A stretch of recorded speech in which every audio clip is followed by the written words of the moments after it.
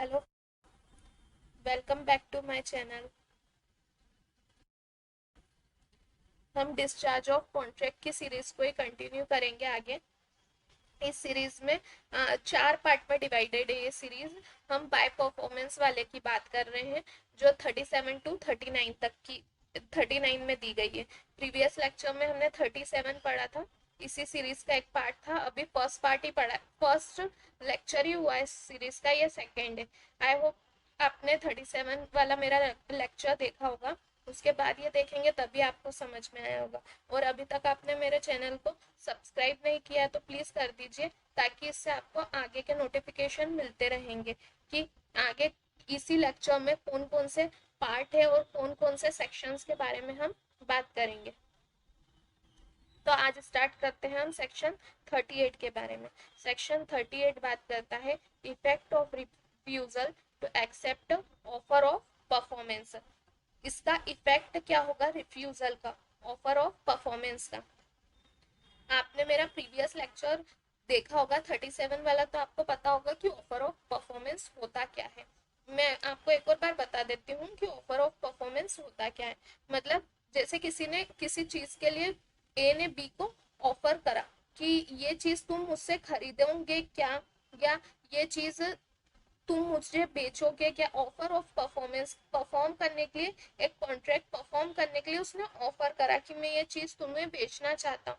जैसे हमने previous lecture में 37 में कार वाला एग्जांपल लिया था कि ए ने बी से कहा था कि 10 मई को मैं आपको मेरी कार बेचना चाहता हूँ, और बी ने कहा था कि हाँ मैं इस कार के बदले तुम्हें 2 लाख रुपए दे दूंगा। तो 10 मई को प्रोमिसर ने, जो ए था, उसने उसे ऑफर ऑफ परफॉर्मेंस करा कि आज 10 मई हो गई है, क्या आप मेरी कार खरीदोगे क्या और मुझे 2 लाख रुपए दोगे क्या। ये ऑफर ऑफ परफॉर्मेंस होता है। ऑफर ऑफ परफॉर्मेंस और टेंडर ऑफ परफॉर्मेंस एक ही चीज होती है।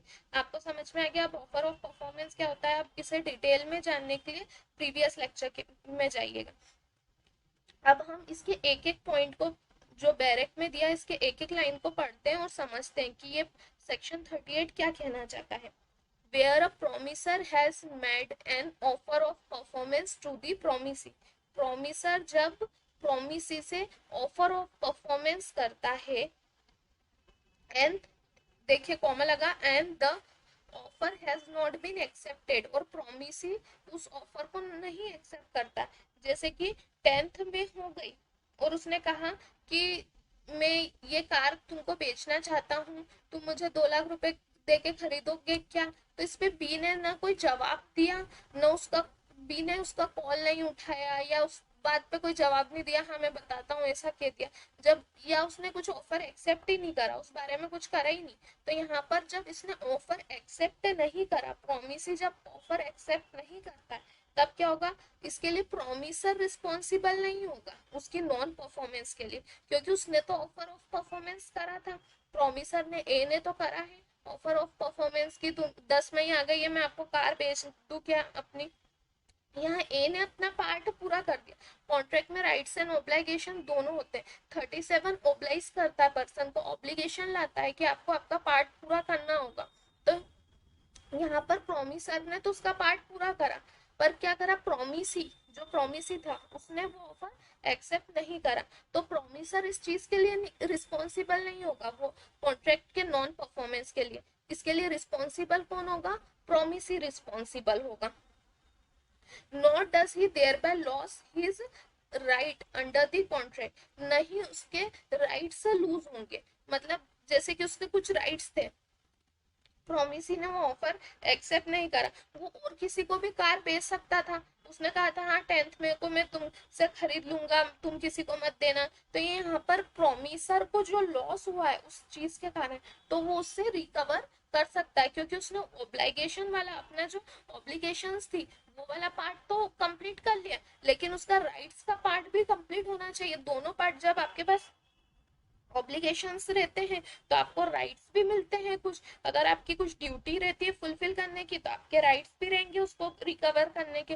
तो यहाँ उसको जो लॉस हुआ है वह रिकवर कर सकता है, क्योंकि यहाँ पर प्रोमिसर रिस्पॉन्सिबल नहीं था। पर वह कब रिकवर करेगा, ये offer must the fulfil the following condition, ये कुछ कंडीशंस बताइए बेरेक में कि इन कंडीशन में ऑफर ऑफ परफॉर्मेंस को माना जाएगा कि हाँ वो सही तरीके से हुई थी ऑफर ऑफ परफॉर्मेंस। अगर ये कंडीशन फुलफिल नहीं हुई है तो यह माना जाएगा कि वो ऑफर ऑफ परफॉर्मेंस सही तरीके से नहीं हुआ और प्रोमिसर ने भी अपना पार्ट कंप्लीट नहीं करा, इसलिए प्रोमिसी उसे एक्सेप्ट नहीं कर पाया, ये चीज आ जाएगी। फर्स्ट क्या है, अनकंडीशनल ऑफर ऑफ परफॉर्मेंस क्या होना चाहिए, पहले तो आपने कह दिया उसको कि नहीं ये चीज हुई, अब आपने उसमें कंडीशन जोड़ दी। जैसे बेरेक में क्या एग्जांपल दिया है, इसमें आपको समझ में आएगा कि कंडी क्या होता है। A contract to deliver to B at his warehouse on the 1st March 1873 100 bales of cotton of a particular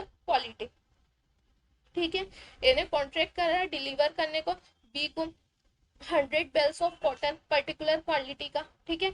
in order to make an offer of performance with effect stated in this section, A must bring cotton to B's warehouse on the appointed day under such circumstances that B may have reasonable opportunity of satisfying himself that thing offer of cotton of the quality contracted for that there are 100 bells।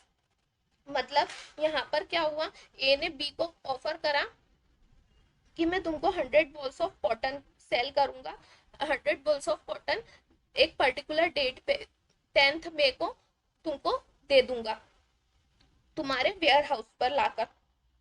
पर यहाँ पर अब जब 10th में आई तो वो ए ने क्या बोला कि नहीं मैं तुमको अभी 50 balls ऑफ कॉटन ही दे सकता हूँ, 15 डेज बाद दे दूंगा। तो यहाँ कंडीशन जुड़ गई, पहले तो ऐसी कोई कंडीशन नहीं थी उसके ऑफर ऑफ परफॉर्मेंस में, पर अब क्या हो गई इसमें कंडीशन जुड़ गई। तो यह इस फॉलोइंग कंडीशन को फुलफिल नहीं कर रहा है क्योंकि कह दिया है पहले कि कंडीशन नहीं जुड़नी चाहिए, अनकंडीशनल होना चाहिए, प्रॉपर टाइम एंड प्लेस पे होना चाहिए। उसने कहा था कि 10th मई को वेयर हाउस पर 100 balls ऑफ कॉटन लाके दूंगा तुमको, ठीक है। यहाँ पर वो प्रॉपर टाइम और प्लेस थी, पर यहाँ पर उसने बोला कि नहीं मैं आज तो नहीं ला पाऊंगा कल ला दूंगा, तो ये फुलफिल हुई क्या कंडीशन, नहीं। फिर क्या थर्ड वाला पॉइंट क्या होता है, reasonable opportunity of seeing that the thing offered. मतलब क्या कि प्रोमिसी के पास रीजनेबल अपॉर्चुनिटी है, उसे रिजनेबल अपॉर्चुनिटी मिलेगी कि जो थिंग ऑफर हुई थी वह सही है कि नहीं। मतलब वो 100 balls ऑफ कॉटन की जो उसने क्वालिटी बताई थी जब कॉन्ट्रैक्ट हुआ था वह उसी क्वालिटी की है कि नहीं, यह उसको रिजनेबल अपॉर्चुनिटी दे जाएगी देखने की कि अगर ये नहीं है उसके पास जैसा उसने माल की गारंटी दी थी वो उस तरीके का माल नहीं बेच रहा है, तो ऐसे में वह ऐसा ऑफर नहीं एक्सेप्ट करेगा तो वह नॉन परफॉर्मेंस नहीं होगी। यहाँ सेक्शन 38 अप्लाई नहीं होगा यहाँ, क्योंकि कहा गया है कि ऑफर फुलफिल होने के लिए ये कंडीशन है जो फुलफिल होना जरूरी है। अगर ये कंडीशंस फुलफिल नहीं की गई तो सेक्शन 38 अप्लाई नहीं होगा। मतलब प्रोमिसर ने भी अपने जो ऑब्लिगेशंस थी, अपनी जो ड्यूटीज थी वो फुलफिल नहीं करी है और वह भी नॉन परफॉर्मेंस के लिए यहाँ रिस्पॉन्सिबल हो जाएगा, ठीक है। बात आ गई समझ में, ये तीनों कंडीशन फुलफिल होना जरूरी है। फर्स्ट क्या unconditional, second proper time and place जो उन्होंने डिसाइड करा है, और थर्ड क्या प्रोमिसी को रिजनेबल अपॉर्चुनिटी दी जाएगी of seeing that the thing offered, जो थिंग ऑफर हुई है। आ गई बात समझ में सेक्शन 38 क्या कहना चाहता है। Thank you. Please like, share and subscribe my channel.